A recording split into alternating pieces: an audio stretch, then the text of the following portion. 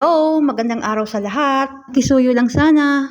Subscribe naman sa channel ko. Maraming salamat in advance. Ngayon, magluluto tayo ng masarap at masustansang breakfast. Ito ang mga ingredients. 150 grams ng egg whites or 5 pieces egg white, 1 whole egg, 1 small carrot, and 100 grams of zucchini. Hinugasan ko muna at hindi ko na to binalatan at ginirate ko na din ito. Inuna ko tong zucchini. Pigaan natin to at para matanggal ang tubig. Matubig kasi tong zucchini.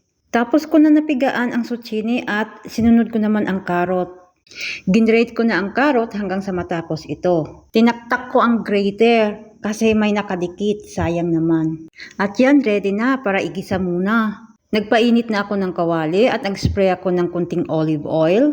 Hindi kasi pwede damihan ng olive oil, mataas ito sa calories. Alam nyo ba na ang olive oil ay isa sa source ng healthy fats? At yan, medyo mainit na, kaya nilagay ko na yung dalawang ingredients natin. Minix ko lang at igisa konti. 3 minutes, pwede na. Naglagay na din ako ng asin at pamintang durog para naman may lasa.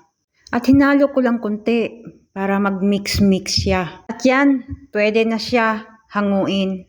At nilagay ko ito sa bowl at para dun natin pagtitimplahan ng egg whites at ang itlog. At una natin ilagay ang 150 grams ng egg whites. Isunod naman natin ng isang itlog. Lagyan natin ng garlic powder. At naglagay din ako ng onion powder to taste. Dinagdagan ko ng kunting asin to taste better. At paghalu-haluin lang natin hanggang sa matunaw lahat ng mga ingredients at ma-mix lahat ito. Pagkatapos i-mix, i-set aside para magpainit na naman tayo ng kawali. Medyo mainit na yung kawali, nag-spray na din ako ng olive oil.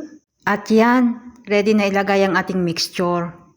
Ilagay lang natin ito sa mababang apoy para hindi masunog yung ilalim. At kailangan natin tutakpan para matuyo yung ibabaw. At yan, pwede na siya baligtarin. At yan, nabaligtad ko na. Pero pasensya na. Parang sumabla yata ang pagbaligtad ko. Hayaan lang natin itong maluto ang kabila para pantay. At yan, luto na ang ating tortilla di kalabasin. At nilagay ko na ito sa plato para ready na para breakfast ko.